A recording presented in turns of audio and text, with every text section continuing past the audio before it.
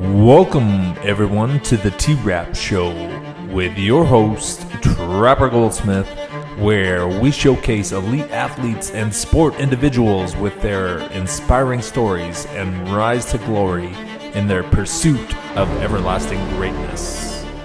Today, I have the honor of speaking with a remarkable guest who has not only faced adversity head-on, but also gone on to become a world-class athlete in the Paralympic Games.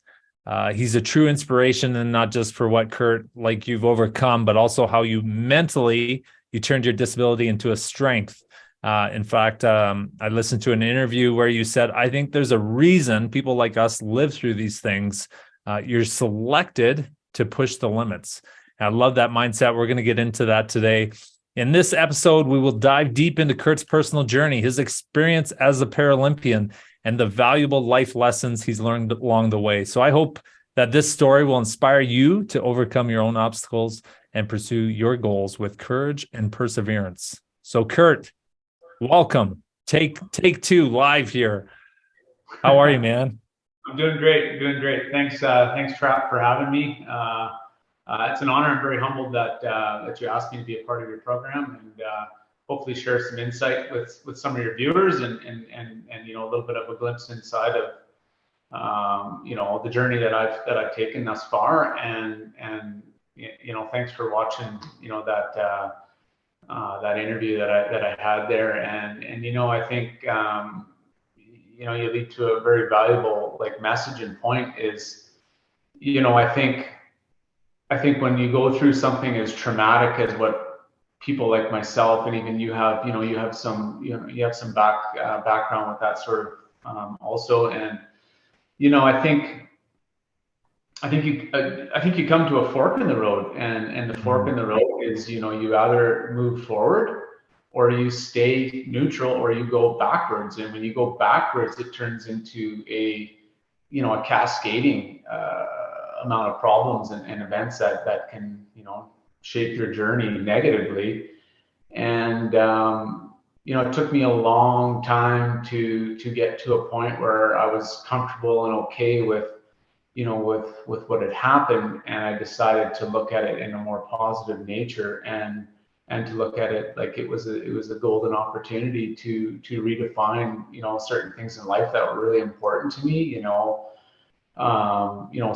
being a father and an athlete, and you know, a motivational speaker, and sharing my journey, and you know, I also sort of in the, you know, my adult life, my younger adult life from 18 was kind of in the, you know, I was in the public sector. I was a power line technician, or you know, so I went from, you know, basically turning, you know, power in everyone's, you know, laptops and our Wi-Fi that was glitching, you know, on, you know, in the middle of the night, whatever hour, right, 24 hours a day, to being a guy that, you know, woke up thankful to be alive in a burn unit in Calgary in the Foothills Hospital, to later on not being able to tie my shoes or feed myself. And, you know, it was a very daunting, trying time. And you know, I think I looked at it like you just take little pieces of that journey, and you just set goals. And I think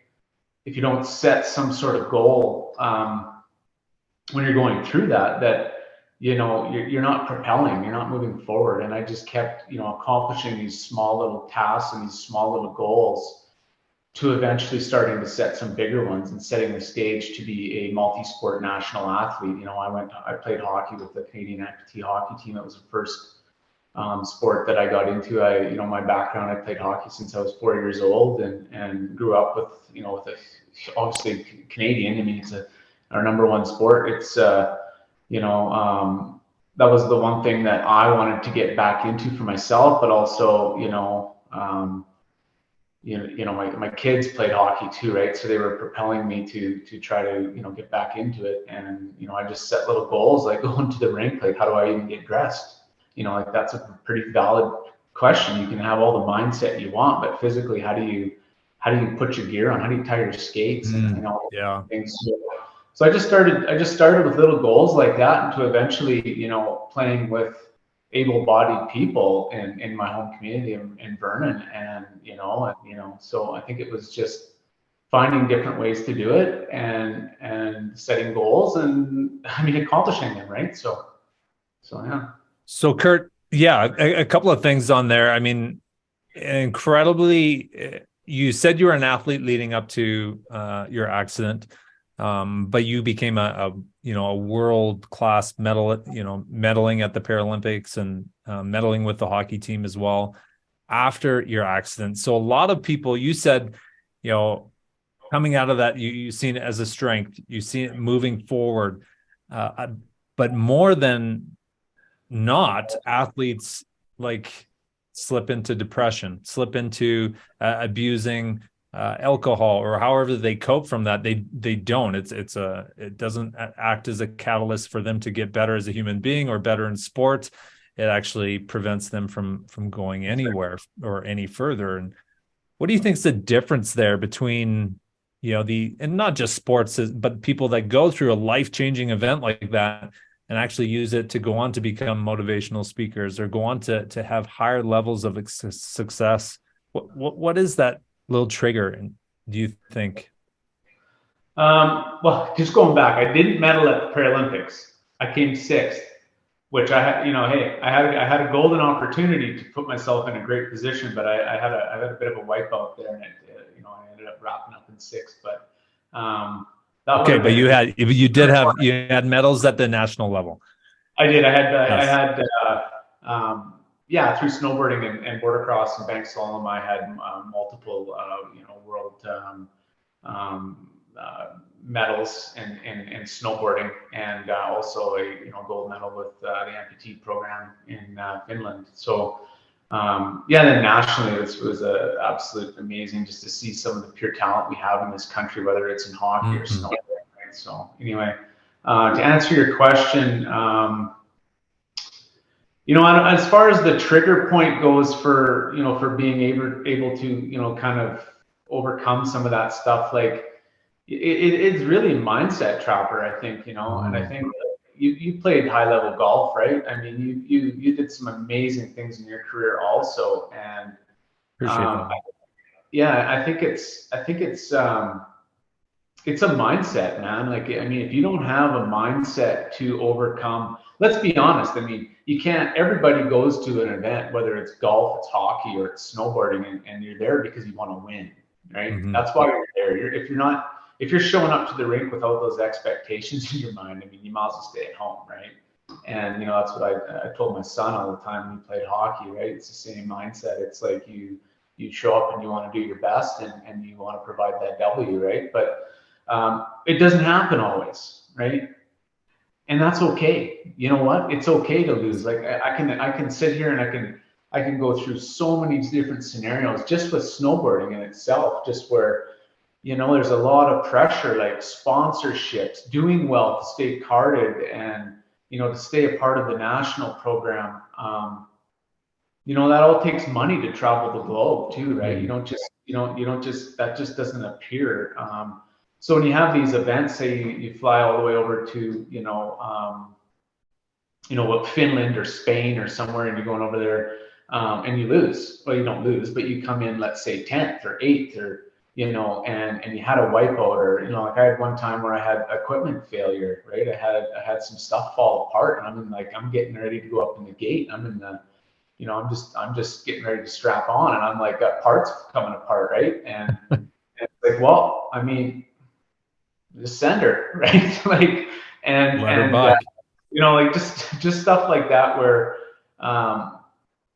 failing is also a part of life, and I think that's where a lot of athletes and a lot of I think just in general, people just need to be okay with failing once in a while, and looking at it, like, what can I do better to come back around and to get back onto that success train, or that goal, or that vision. And and that's just what I did. And like I'm only going to talk to kind of how I did things, was just to refocus and reshape, and almost like a reset. Like, what did I learn from that? And I think that can be anything from sport to life to relationships to to just growing as a person, right? I think that's just, you know, being accountable to yourself first and foremost, to laying it down on the track or in the rink or wherever, right? So Yeah, you said there you can't, I mean, you can't get to success without failing.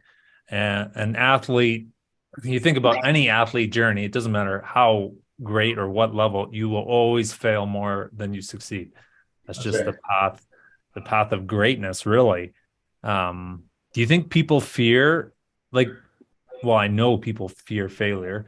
Well, why do you think we as a whole fear failure so much when we know that the path to success, the path to greatness is through failure? You can't get there without failure. Yeah, no, that's a that's a deep question for sure.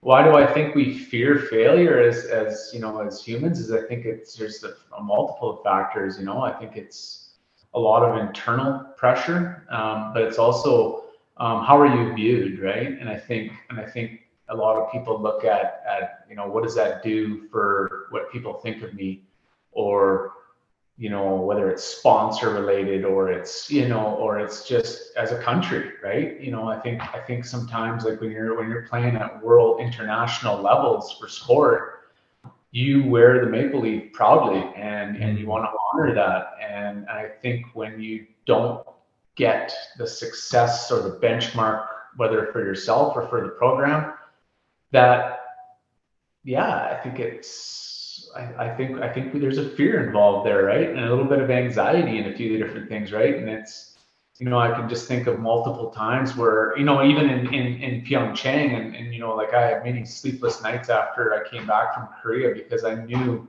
had I stayed upright that I was on my way to the semifinals, right? And I would have, the worst I would have got was fourth. So you know, there's a lot of trauma from just a loss like that, but also it's like, what are you going to do? Are you going to let that beat you up for the rest of your life? But, you know, also in the back of my mind, I think at that point, I was like, you know, I spent the last whatever years, 5 years, 4 years, whatever it was, getting, you know, through this journey to get to this one moment, right? It's this one moment that you get. And it's like every Olympian and every Paralympian and, you know, even, you know, higher level programs. I mean, sometimes it's like you get one shot, right? And I was like turning 40, 30, 38 or 39, whatever I would have been, 30, yeah, somewhere in there. Would I see another one, you know? Would I see another one? Like my body was deteriorating from my accident a little bit more aggressively at times. And, you know, I think you go through life in your 20s and 30s and you like live indestructible. It's like, oh, you just get back up. You get right back on that board. Yeah. Back doing a lot faster, you know, after you just rattled your brain or, you know, just had something incredibly, you know, pulled muscle, etc. Right. And you just, so yeah, I don't know. It's, it's interesting, you know, it So really is. an athlete going through that their own struggle right now, like, you know, kind of at that crossroads, if you put on your coach's hat, like, what do you tell them?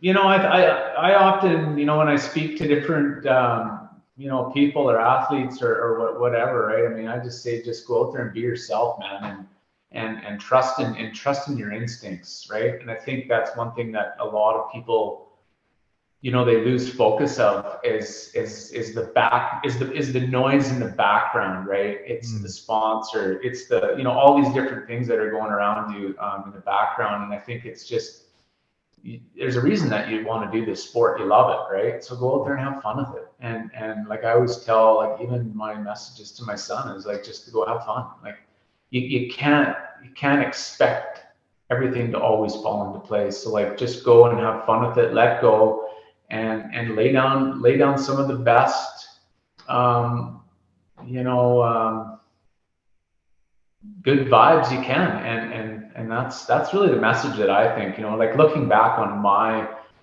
you know, career in these in sport in general, it's, you know, I wish I would have told myself that more. It was, you know, like just have fun. Like, you know, you're up there and you're like, you're rattling and you're just like, you're ready to go, but yet you're nervous and and it's just like, so what? You know what? You're going to do the best you can. And that's all you should be proud of. Right. And I wish I could tell myself that, reminding time is just to have more fun, because you don't want it to be like a job, right? Or a stress. So, and when you do it professionally, when it's paying the bills, it's always going to take on that role. Like it will be a grind. I think where I really started to see success in my golf career and now in business was when I had that mentality, have fun, but have fun in the process. Have fun in lacing up your skates every day. Have fun in practicing. Have fun in getting better at your slap shot. Have fun in the weight room, dry land training. All of those things, if you learn to have fun in that process, then it will be fun. But to go, play in a game that means something and be like, oh, just have fun, win or lose. Well, what's funner, winning or losing? Like losing sucks. Everyone hates it, right? And so if I found when I was putting so much on the result, like we can't, at the end of the day, we can't control winning or losing. Like you can, all you can do is the best preparation, right? And when I felt kind of burnout and that was when I got so wrapped up in the results and how I was playing rather than just having fun in the process. And that was a huge turning point for me. So I love how, you have to have fun, right? That's what it's about. And sport, as many people that have played it to certain levels understand that it's not just a physical layer. It's a very much divulged mental state to allow yourself to be in and vulnerable, right? Like you say, losing sucks. I mean, hey, no one wants to lose, right? It's disappointing.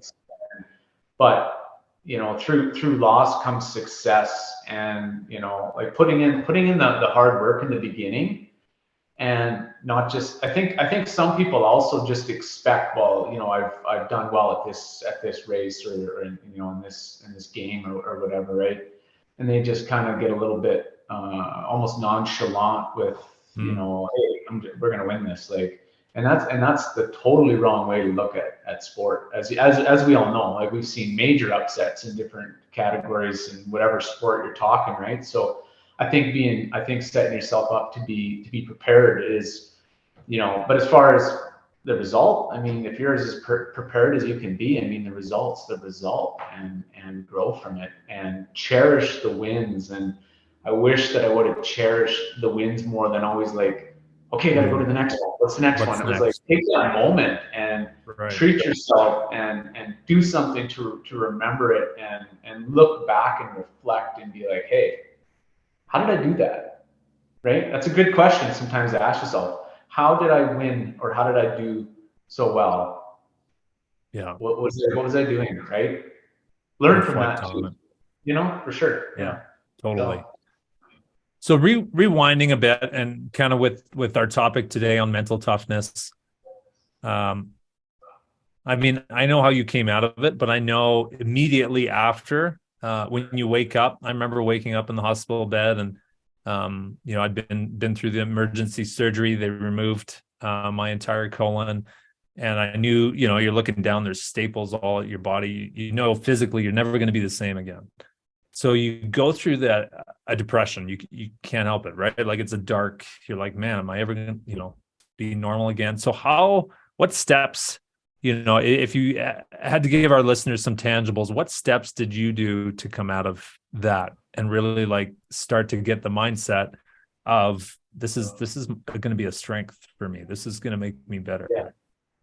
Yeah. No, thanks for sharing that, Trapper. I mean, I know obviously a little bit about your journey and man, it's good to see you. It's good to see you kicking ass out there, and it's I'm super proud of you, man. So thanks, Curt. Appreciate that. Yeah. So you gotta grieve. You gotta grieve what you lost. And I tell this, a friend of mine Actually, a few people in the last few years, working in the power line trade. I mean, when things go sideways, they go sideways, and it's often death or limb, right? And that's, I use that analogy all the time with our apprentices. It's it's death or limb, right? And you're not going to walk away unscathed from hazardous energy, and seeing some people going through some tough times the last few years, people that I knew or know, I should say. And there's a grieving process to that, right? You have to grieve what you've lost. And I think that's what I've learned. And it was so bloody hard to wake up every day and just be, first of all, in pain. Second of all, have something that you love taken away from you, which was being a lineman, knowing I'd never do that job again. And I was good at that job and I liked it. And so that was really hard. It was hard on me. And then, you start trying to, all these little layers and these little mountains that you got to climb. Like, it's just, it's overwhelming in the beginning. And I think you can't help but not be depressed and be in a state of, like, pure chaos, really, up in, upstairs, right? It's, I think you really have to grieve, and you have to sit in that spot. And some people, it's like, it's the uncomfortable, and especially with guys, like, a lot of guys don't want to sit in that. They don't want to feel like it's almost like a weakness to be vulnerable like that. And I think that's also another bit of a stigma that, some of us have, and I think myself probably had, is like, you're like the main supporter, and this is like, you're the main bread, whatever, right? And then you kind of go to being broken, and can't even like I said, can't tie your shoes, can't feed yourself, can't even open up a door, really, that's the state that I was in. Like, and then you almost start to panic a little bit with being in that uncomfortable stage, right? And I look back on it now, Trapper, and I'm really glad I grieved. I had to grieve the loss, and I had to grieve the life, I guess, I had before, essentially, right? Able-bodied, maybe, life, right? To this new, and then, revamped. And I had this little boy come up to me not so long ago, and he said to me, he's like, "Do you miss your hand?" Like, it's an honest question for a 6-year-old to ask you, right? I mean, and they just give it to you straight, right? They don't, like, kids are hilarious like that. Yeah, so it's really, it was a really raw question, and it actually made me kind of sit back and just think, like, huh. And I said to this little boy, I said, "No, I don't." I said, "I don't." And I think he was shocked, as I was shocked with the question, but I think he was more shocked, like, why wouldn't you miss your hand? Like, you can't play basketball with one hand, right? So, and I kind of explained to him as to why, and like, just for yourself and your viewers, it's, the reason I said that was it changed me. It made me appreciate this kind of gift that I was given, and that gift is to show others that you can get through these things and you can move forward, and there is a life after trauma, right? And I'm living proof of that, and many of us around the world, and some of my teammates, and people I know in the para world, right? I mean, they're living examples of exactly just that. And yourself is another person that's living proof of life after trauma. And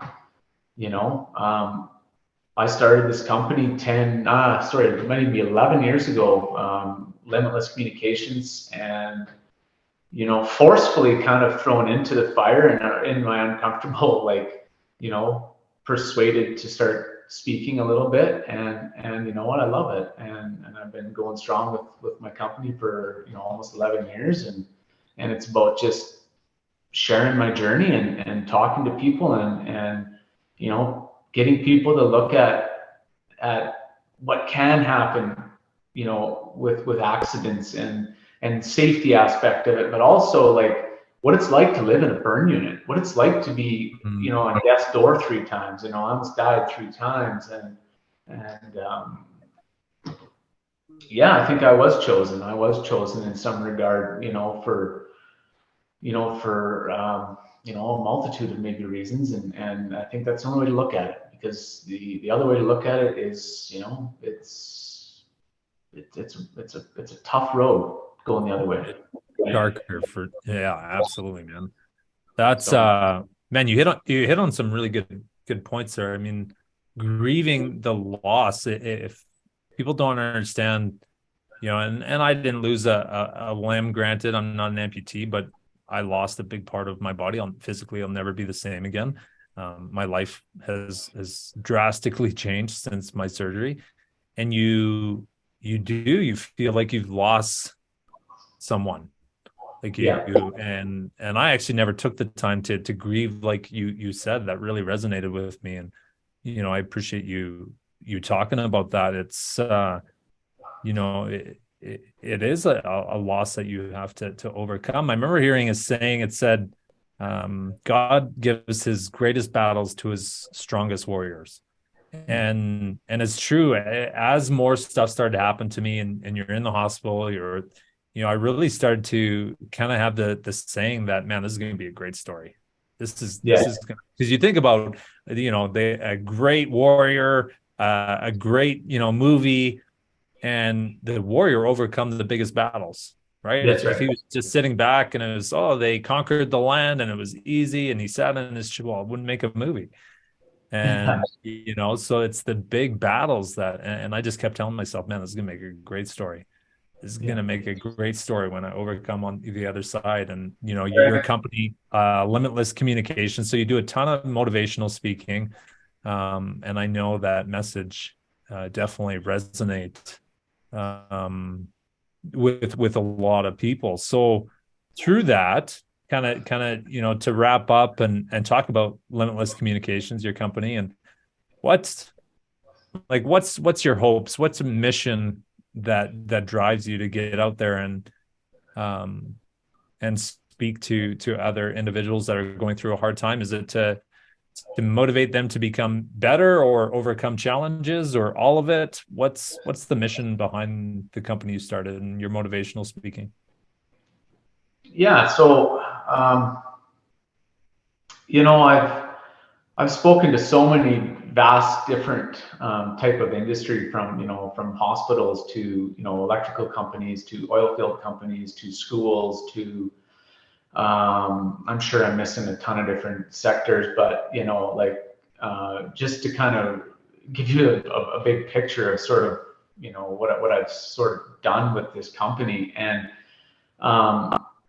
being able to share that journey also puts me in an extremely vulnerable state. But I like that, because I like to be able to be raw with the people that I Mm, share this with, because let's say Timmy doesn't expect his dad to come home tomorrow and be an amputee or dead or what have you, right? I think it's okay for us to look at the traumatic things that can happen, and how do we move forward. It's like losing a child. Like some people that lose a child, like I couldn't imagine, it's loss, right? And yeah. loss affects all of us, and accidents and these things are preventable. And sometimes it's just a better way to look at things, like taking a risk, right? Like, my incident was, I was contacted with 14,400 volts of electricity, and